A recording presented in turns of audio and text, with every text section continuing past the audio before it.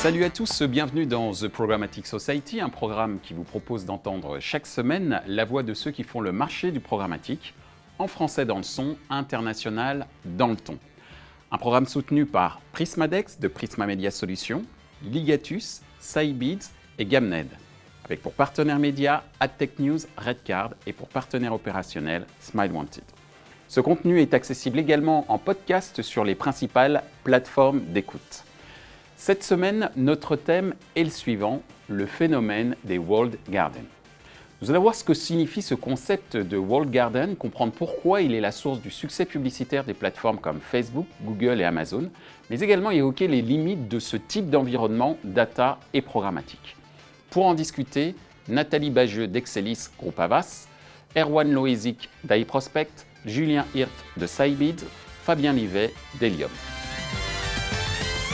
Bonjour à tous, bienvenue sur le plateau de The Programmatic Society. Aujourd'hui, on va parler d'un sujet qui est très important dans le domaine de la publicité programmatique et de la gestion de la data, c'est ce qu'on appelle les walled gardens. Et donc, ma première question sera très simple. Comment définir ce qu'est un walled garden? Nathalie. En fait, on peut très facilement déjà le traduire en français. On a choisi, nous, la traduction jardin clos. Donc un jardin clos ou un walled garden, c'est un écosystème autonome qui offre différentes solutions, différentes briques dans l'édifice digital et qui vont finalement être compatibles uniquement les unes avec les autres. Donc en fait, quand on commence à utiliser une des briques en tant qu'annonceur, en tant qu'agence d'un des walled gardens, on est contraint finalement d'utiliser l'ensemble de la chaîne de des outils qui sont mis à disposition par ces jardins clos, ces walled gardens. Merci Nathalie. Julien, ta définition?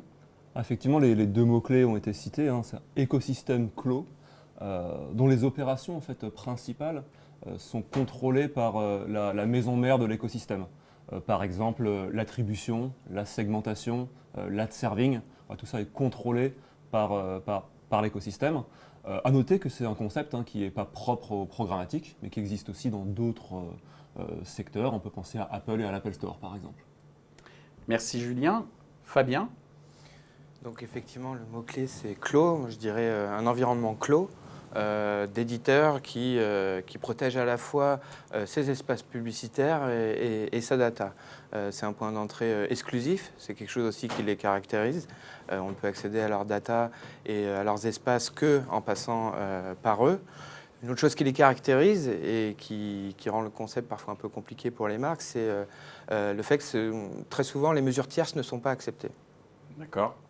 Et on va y revenir justement sur ces fameuses mesures tierces. Pour toi, Erwan, comment tu le définirais, le walled garden, le jardin clos? Donc le jardin clos, je pense que beaucoup de choses très justes ont été dites autour de la table. C'est vrai que finalement, c'est comme le synonyme d'une protection. Je pense que c'est comme le protectionnisme en économie. C'est comment est-ce que j'arrive à garder pour moi, entre guillemets, et en exclusivité, ma data notamment, mes inventaires, pour essayer d'en créer quelque chose de sublime, entre guillemets, c'est-à-dire de non disponible pour tout le monde, qui va me permettre de mieux le commercialiser, de finalement garder du début à la fin le contrôle, notamment de ma data, notamment de ma diffusion. Et ce qui les caractérise aussi, c'est un peu l'opacité qu'il y a derrière tout ça, notamment en termes de mesures, mais pas que. Et je pense que c'est pour ça qu'aujourd'hui, ce terme de walled garden, il est aussi controversé, alors que, exactement comme tu le disais tout à l'heure, c'est quelque chose d'usité dans toute la partie commerciale depuis très longtemps. Alors, tu disais justement que c'est controversé, mais quand on regarde quand même les investissements publicitaires en programmatique, je vais prendre juste le secteur du mobile, on dit que Facebook et Google, qui sont les deux principaux jardins clos du marché, drainent 92% des investissements publicitaires. C'est que donc le marché a quand même une appétence pour aller vers ce type de solution. Et donc la question est, est-ce que pour les médias classiques, est-ce que ces médias sont condamnés à opter pour une stratégie de walled garden? Je rappelle quand même que le fait d'accéder en tant qu'utilisateur à ces environnements, c'est d'avoir un identifiant et un mot de passe, comme on le fait pour aller sur Facebook ou Google. Mais est-ce que les médias sont contraints à avoir ce type d'approche auprès des utilisateurs pour émerger dans les investissements publicitaires programmatiques? Qui veut répondre? Moi, Erwan. je ne pense pas. D'accord. Bien évidemment, c'est toujours mieux de pouvoir participer à un écosystème, mais ce qu'on voit surtout sur les médias, c'est que quand vous luttez contre des walled gardens qui sont aussi puissants, notamment que walled garden veut souvent dire GAFA, en tout cas nous dans le digital, c'est plus le sens d'union en fait et d'alliance. C'est de se dire comment est-ce que j'arrive à avoir autant de data, autant d'utilisateurs connectés, autant de possibilités marketing. Et c'est vers cette course-là, bien évidemment, que les publishers doivent aller. Ça, c'est une certitude. Ils doivent s'associer pour pouvoir justement nous permettre à nous, marketeurs et aux annonceurs, de pouvoir avoir un scale beaucoup plus grand et pour pouvoir lutter justement sur Facebook et Google. Mais si on les utilise autant, c'est aussi parce que la performance est derrière. On ne les utilise pas juste parce que c'est des walled gardens et que c'est pratique, c'est surtout parce que les résultats, et des résultats avérés, pas forcément les résultats que les plateformes elles-mêmes nous donnent, sont là et que la performance de ces plateformes et de ces walled gardens est indéniable aujourd'hui. Nathalie, ta vision en tant que Je peux être acheteur, d'accord, achetrice. évidemment. Je rajouterais un point, l'audience en fait. À partir du moment où l'audience est au rendez-vous, on voit que Google doit avoir 90%, 95% de part de marché sur le search. Donc là, je sais qu'on n'est plus sur le sujet programmatique, mais par extension, on peut aussi bien parler sûr. du digital de manière générale. Facebook couvre 80% de la population internaute. Google, sans exagérer, je pense qu'on peut même aller à 100%. Donc évidemment que la puissance de l'audience fait que quoi qu'il arrive, on doit travailler avec ces plateformes qui effectivement nous permettent aussi d'obtenir des résultats. Et justement, côté technologie, du point de vue d'Helium ou de Sybit, c'est quoi votre observation? Est-ce que vous voyez les lignes un peu évoluer, un peu bouger sur cet arbitrage en termes d'investissement, walled garden versus média? Fabien. On n'en est pas encore là, mais en tout cas, il y a des initiatives de sites médias qui s'inspirent un peu de stratégies walled garden, sans aller au bout de la logique des Google et Facebook, qui peuvent se le permettre par leur puissance d'imposer quand même un environnement extrêmement clos. Mais je prends l'exemple de Gravity, où quelque part, il y a une donnée exclusive, mise en commun, parce que c'est aussi une question de puissance. Et c'est vrai que les alliances sont extrêmement importantes pour devenir un peu des nouveaux espaces attractifs pour les annonceurs.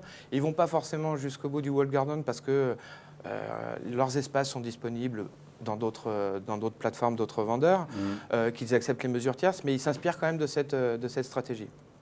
Julien? Merci Fabien. Tout à fait, enfin, beaucoup de choses ont été dites. Je ne suis pas sûr que les publishers vont être condamnés à tous s'unir. En tout cas, ce qui est certain, c'est qu'ils doivent s'inspirer de ce qui fait aujourd'hui le succès des walled gardens. On a parlé de la performance. Moi, je vois au moins trois facteurs clés de succès.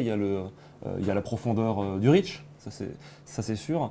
Il y a aussi la qualité de la segmentation. Aujourd'hui, sur le programmatique, une donnée, elle a à peu près une précision de 20%. Ça veut dire que j'ai plus de chances d'être qualifié femme de 60 ans que homme de moins de 30 ans. À l'inverse, la qualité de la segmentation sur Facebook, sur LinkedIn, elle est quand même beaucoup plus précise et plus juste. Et enfin, un dernier point, c'est aussi la facilité d'accès en termes d'UI. Est-ce qu'aujourd'hui, l'épicier de la rue peut aller sur Gravity? Je ne suis pas sûr. Donc voilà, sur ce point-là, les walled gardens ont été également très forts en termes d'accès SaaS à leur plateforme. Alors, tu parlais de segmentation. Quand on parle de segmentation, ça me fait penser à des rapports de tracking pour savoir où on en est en termes de performance de campagne, entre autres. Et la question, c'est, devant la multiplication de ces fameux walled gardens, on a parlé, tu disais tout à l'heure que pour toi, walled garden, jardin clos, dans l'univers des agences, c'était beaucoup GAFA. Comment s'assurer qu'on puisse faire une sorte de trafic uniforme, puisque chacun est un peu juge et parti en termes de tracking pour ces acteurs qui utilisent justement ces jardins clos. Alors comment on peut obtenir justement une uniformisation du tracking à donner aux clients à la fin d'une campagne qui a utilisé les walled gardens? Nathalie. En fait, c'est clairement une difficulté depuis que le cookie est en perte de vitesse. D'ailleurs, c'est une perte de vitesse largement accélérée justement par les plateformes, donc Google, Amazon, Facebook. Donc c'est une difficulté dans la mesure où effectivement on n'a plus une clé de langage qui soit universelle. Bon, en tout cas, elle a largement perdu de sa puissance. Et elle n'est plus compatible, en l'occurrence, avec ces écosystèmes. Excuse-moi de t'interrompre, cette clé universelle, c'était le cookie? Le cookie. D'accord. Le cookie. Comme ces plateformes, en fait, elles sont axées et construites autour du log, de la donnée loguée, de la création de compte au moment où un internaute crée son compte sur l'une des plateformes. Chaque plateforme a son propre ID et du coup a son propre système de ciblage et de mesure. Là où avant, on avait une clé qui était commune et qui était le cookie. Nous, ce qu'on a tendance à penser, c'est que finalement, la first party des annonceurs reste la data la plus intéressante. Et finalement, c'est ce qui doit remplacer le cookie. Dans la mesure où, du coup, quand on active chacune de ces 3 plateformes, indépendamment les unes des autres, finalement, le point commun entre tout ça, c'est l'annonceur. C'est potentiellement la vente qui est faite sur un site de l'annonceur. Et c'est à partir de cette vente, de cette action sur un site, qu'on doit pouvoir réconcilier justement ces 3 écosystèmes. Mais on va pouvoir le faire finalement a posteriori plutôt qu'a priori. Merci Nathalie. Erwan, ta vision justement de ce tracking uniformisé que le marché appelle de ses voeux, en tout cas les annonceurs et leurs partenaires agences et trading desk? Oui, tout à fait. Je mettrais juste un petit bémol à ce qui a été dit, parce qu'en fait, tout ça serait possible si les walled gardens l'acceptaient. Il n'y a aucune difficulté technique. La difficulté, c'est que justement, le walled garden n'a pas envie de partager ces données-là, n'a pas envie d'être mesuré par un tiers et n'a pas envie de justement partager cette fameuse data qui fait, selon lui, finalement son produit. Donc il a envie de le rendre rare et pas justement de le laisser partout sur le digital. Mais un ad server pourrait parfaitement adserver toute la partie créative de YouTube, en même temps Facebook, en même temps Amazon. C'est juste ces plateformes-là qui en empêchent la bonne utilisation. Donc forcément, on l'appelle tous de nos voeux. On voit que les choses bougent. Je pense qu'on en aurait parlé il y a 1 ou 2 ans. Il y avait encore des choses qui étaient non adservables sur l'intégralité de toutes ces plateformes. Je pense qu'elles ont pris aussi conscience qu'à un moment ou à un autre, si elles n'avaient pas cette clé de lecture pour les agences, pour les annonceurs, elles perdraient à un moment ou à un autre de leur puissance, de leur superbe et donc de leurs investissements. Et c'est pour ça qu'elles tentent de s'ouvrir. Après, ça reste quand même très long. Et certains process qui, quand on le sait et quand on est du métier, pourraient prendre entre 1 et 2 mois, prennent plutôt 1 ou 2 ans quand on est de l'autre côté. Et ce qui est bizarre quand on parle de plateformes technologiques qui sont aussi rapides pour se réinventer elles-mêmes. Merci Erwan. La vision justement des technologies, puisque chacune de vos technologies est quand même très axée sur la partie tracking, ou en tout cas l'usage de ces différents tracking pour l'optimisation des campagnes, entre autres. Fabien, ton avis? Ça, c'est une attente très forte des clients de pouvoir unifier le tracking. Et ce n'est pas quelque chose que Helium pourra résoudre sans l'aide des walled gardens. C'est eux qui décideront à un moment de s'ouvrir, de partager plus de données, d'informations, de user ID. Mais tant qu'ils ne le feront pas, personne ne sera en mesure de promettre ce tracking unifié. Merci Fabien. Julien? Effectivement, le point clé qui a été identifié, c'est qu'aujourd'hui, le walled garden ne permet pas le matching de cookies. Donc ça en fait un silo.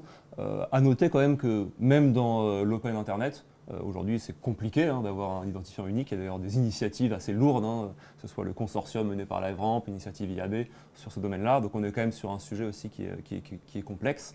Et après aujourd'hui, je crois que sur le marché, la solution un petit peu pour uniformiser ces walled gardens s'est retrouvée au niveau de l'attribution, où ça a forcé un petit peu à revenir vers des modèles vraiment au pur post-click, avec on va dire, tous les défauts que ça comprend. Ça n'empêche pas forcément non plus l'optimisation. Nous, on travaille aujourd'hui en surcouche des walled gardens, malgré, on va dire, toutes ces lacunes qu'on aimerait que le marché résolve effectivement à terme. Alors, on a évoqué tout à l'heure le fait que ces walled gardens, ces jardins clos, c'était principalement les GAFA. Et quand on parle des GAFA, on parle beaucoup de la protection des données utilisateurs. Et l'actualité est assez brûlante, j'allais dire depuis plus de 2 ans, sur le sujet. C'est tous les trimestres, il y a un gros scandale qui arrive. Moi, je poserais la question sur la protection des données annonceurs cette fois-ci, puisque les walled gardens et justement les GAFA en possèdent beaucoup. Qu'en est-il de la garantie de la protection des données annonceurs dans le cadre des walled gardens, Nathalie? Les plateformes apportent des éléments de réassurance quant à ces données-là, mais comme on l'a dit, comme la mesure en tant que telle leur appartient, finalement les garde-fous sont limités à leurs propres initiatives. Aujourd'hui, pour travailler sur sa base de données client avec chacune de ces plateformes, avant, on pouvait travailler avec un système d'une DMP basé justement sur le cookie qui envoyait de l'information à la plateforme, qui en renvoyait une fois la diffusion des campagnes effectuées. Aujourd'hui, c'est rendu extrêmement complexe, voire impossible. Et quand on veut travailler de cette manière-là, on va devoir effectivement fournir sa base de données client pour pouvoir la traduire avec chacun de ces log ID de chacune de ces plateformes. Et donc, de facto, finalement, fournir sa base de données client. Ils nous fournissent un certain nombre de réassurances, il y a des normes, il y a des solutions de cryptage qui peuvent permettre d'être rassurés. En revanche, ça reste ici encore un système de jardin clos où finalement le contrôle nous échappe. Merci Nathalie. Erwan? Moi, je pense que la réalité, c'est qu'il y a un problème de valeur. Le problème de valeur sur cette question, il est très simple. Il est que l'annonceur va donner beaucoup de valeur à la plateforme qui va lui rendre très peu de valeur en termes de data. Puisque la data, finalement, moi, je vais lui envoyer ma data client, je vais lui envoyer des informations très précises sur ce que je fais. Je vais même peut-être poser un pixel de tracking sur mon site, lui permettant de savoir ce que l'internaute, finalement, a fait sur mon site. Est-ce qu'il a transformé, non transformé? Donc, est-ce que c'est un client ou pas? Donc ça, c'est ce que j'envoie, moi, à la plateforme. La plateforme, elle, ce qu'elle me renvoie, c'est juste est-ce que, finalement, d'où elle vient, ce que la personne a fait. Mais je n'ai aucune data qualitative. Parce que la data qualitative, elle reste dans la plateforme. Et donc, moi, j'enrichis le modèle. Or, ce modèle-là, il sert aussi à mes concurrents directement. Et donc, on le voit dans des ciblages qui sont préformatés, notamment chez les GAFA, et qui vont être dans des ciblages qu'on peut appeler, par exemple, in-market. Dans un ciblage in-market dans le secteur banque et assurance, ça veut dire que c'est une personne qui est allée sur des sites de banque et assurance. Donc, quand je suis une banque et une assurance, j'accepte donc, par l'utilisation de ces plateformes, de pouvoir partager une certaine partie de ma donnée qui va permettre d'améliorer mes résultats, mais aussi d'améliorer les résultats de mes petits concurrents. Et donc, c'est là qu'il y a un vrai décalage et un vrai rapport de poids-puissance, entre guillemets, avec ces plateformes qui est complètement déséquilibré aujourd'hui. Parce que pour les utiliser, on doit passer par leur tech, qui en même temps ne donne pas accès à toute l'information, en tout cas pas la granulaire, et qui te permet d'avoir des résultats immédiats qui sont bons, mais qui permettent aussi d'améliorer certainement des choses qu'on n'aimerait pas, en tant qu'annonceur, vouloir s'améliorer. Merci Erwan. Fabien, ta vision côté techno? C'est vrai qu'effectivement, la donnée annonceur va enrichir les modèles de prédiction de ces walled gardens et cette valeur n'est pas partagée vers l'extérieur. Et après, effectivement, on peut se poser la question, mais ce n'est pas juste les walled gardens, en fait, c'est tous ceux qui s'adressent à des secteurs concurrents. Dans quelle mesure les données d'un annonceur ne vont pas être réexploitées au bénéfice d'une campagne d'un autre? Ça, c'est plus une question de puissance technologique qui permet de le faire que le fait d'être un walled garden. Je prends l'exemple de Criteo, je ne pense pas qu'on puisse dire que c'est un walled garden, mais je ne dis pas que derrière ça, ils font systématiquement ça, mais avec toute cette donnée, il est logique de se poser la question en tout cas. Merci Fabien. Julien? Je suis assez d'accord avec le prisme de rapport de force employé par Erwan. Aujourd'hui, contrairement à d'autres plateformes, ça va être difficile pour un annonceur de négocier un contrat ad hoc avec un walled garden. Il va signer des CGV et parfois, on n'aime pas trop ce qu'on signe. Après, il y a un autre truc qui m'a interpellé dans ce que tu disais. Tu parlais de comment finalement un annonceur arrive à se différencier une fois qu'il a mutualisé ses données sur un walled garden. Je crois qu'il y a encore beaucoup de choses à faire de ce côté-là, en particulier que ce soit avec du tracking, avec de la déduplication de l'attribution pour aller justement changer finalement l'optimisation de la campagne par rapport à son concurrent annonceur. Alors, on l'a beaucoup évoqué, on a dit que les jardins clos, je parlais en français, les jardins clos sont juges et parties aujourd'hui sur le marché du programmatique et de la data. On a parlé de la mesure tout à l'heure en essayant d'expliquer comment cette mesure pouvait être unifiée. La question maintenant, c'est comment cette mesure est garantie comme étant authentique et crédible, puisqu'il y a eu quand même pas mal d'interrogations sur le marché ces 2 dernières années sur la crédibilité des informations fournies et des résultats de campagne fournis par certains de ces walled gardens.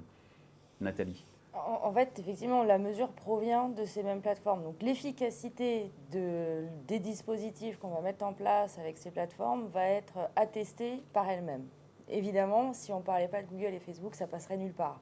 Moi, personnellement, si j'étais en capacité d'affirmer que mes résultats de campagne étaient bons, je pense que mes clients me demanderaient un peu plus de certification par rapport à justement ces mesures. C'est effectivement pas le cas de ce qui se passe quand on travaille avec Google et Facebook. Après, tu l'as dit, Erwan, effectivement, au-delà de cette mesure, on va dire, assez linéaire, on constate quand on fait des modélisations, quand on fait des travaux justement d'attribution plutôt macroéconomiques, on se rend compte qu'effectivement, il y a une efficacité. En revanche, on a vu qu'il y avait aussi des erreurs de statistiques, des erreurs de remontées qui ont été admises et avouées par certaines de ces plateformes. D'autres où aujourd'hui, il n'y a jamais eu de grosse remise en question des données dans leurs outils de mesure. En revanche, là encore, ici, on n'a pas de tiers de confiance par rapport à ces GAFA. Merci Nathalie. Erwan? Je pense que c'est le mot-clé important, c'est tiers de confiance. C'est justement de pouvoir être mesuré non pas par soi-même mais par quelqu'un d'autre qui n'a pas le même prisme, qui n'a pas les mêmes intérêts économiques que soi-même, qui permettra justement d'aller plus loin dans la totale mesure de ces plateformes. Comme je le disais tout à l'heure, il y a des choses qui changent, tout ça s'améliore. Il y a beaucoup de choses en termes de tracking qu'on est capable de faire aujourd'hui avec la plupart des walled gardens du marché. Il reste encore certains vases clos. On regarde aujourd'hui toutes les campagnes qu'on peut faire. Ouais, exactement. C'est aussi les mots du jour. Mais quand on regarde par exemple sur un Amazon, aujourd'hui, les résultats des campagnes Amazon ne peuvent pas être traqués par un outil tiers. Donc là encore, ça pose un vrai problème, puisque quand on mesure sur Amazon pour des ventes Amazon, il n'y a que Amazon qui peut me donner les résultats. Et là, forcément, il y a forcément des biais sur le sujet. Il y a des choses que je ne peux pas contrôler et qui posent de plus en plus de problèmes aux annonceurs, qui d'ailleurs, quand on l'extrapole un peu au-delà de ces walled gardens, qui essayent aussi de trouver d'autres solutions, des alternatives. Par exemple, sur les moteurs de recherche, un Quant qui aujourd'hui n'utilise pas de données, qui est beaucoup plus ouvert finalement que les boîtes américaines sur le sujet, et qui commence à être vraiment des alternatives crédibles au walled garden et surtout, j'ai envie de dire, à la philosophie même du walled garden. Et ça, c'est intéressant parce que ça va nous permettre de faire avancer les choses et il faut rester quand même positif. Les choses s'améliorent vraiment et grandement, pas à la vitesse à laquelle on souhaiterait bien évidemment, mais moi je reste très positif pour l'avenir du digital et de ces walled gardens qui vont à un moment ou à un autre baisser pavillon sur toutes les demandes qui leur sont faites. Tu parlais de Quant en termes d'alternatives, c'est un volume suffisant? Justement, on en parlait tout à l'heure, pour être une alternative, il faut avoir du scale, donc ils en ont de plus en plus, ils sont aussi très, très liés à Microsoft, donc ils sont liés aujourd'hui à un GAFA, ils essayent de petit à petit sortir de ça aussi. Mais encore une fois, c'est des initiatives qui sont intéressantes pour pouvoir aller tester et trouver de la performance dans quelque chose, dans un autre endroit qui va permettre à l'annonceur soit d'être plus safe, soit d'avoir un retour de data plus intéressant.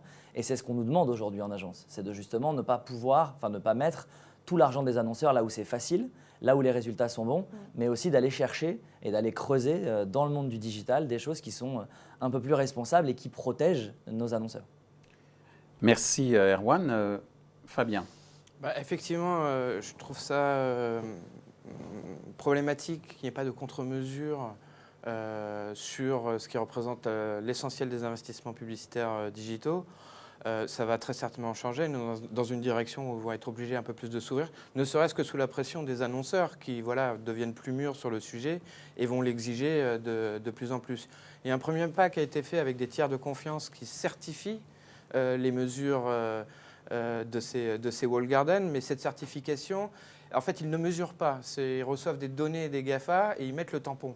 D'accord. C'est un premier pas, on peut s'interroger sur ce type de méthodologie, mais je pense que le sens vraiment de l'histoire, c'est qu'on ait plus d'ouverture sur ces mesures.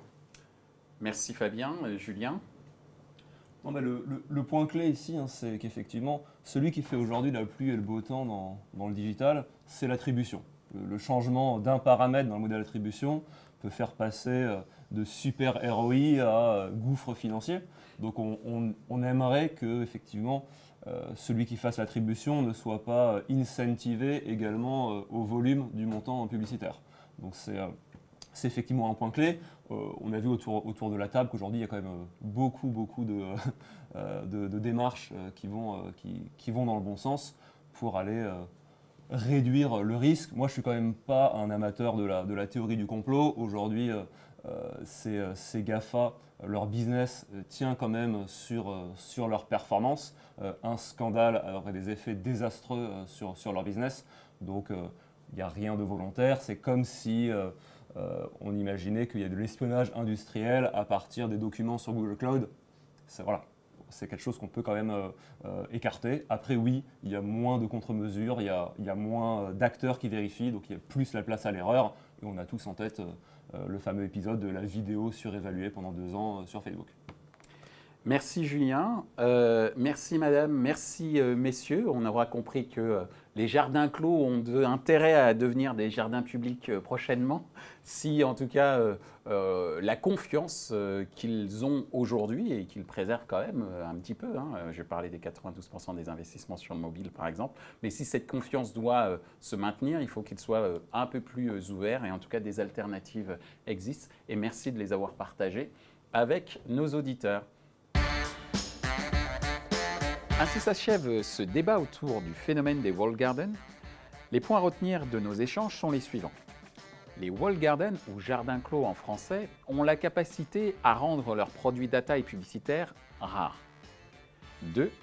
La solution pour les médias, s'ils veulent offrir une alternative aux walled gardens, est de s'unir pour être en mesure de consolider les data et proposer des espaces publicitaires qualitatifs.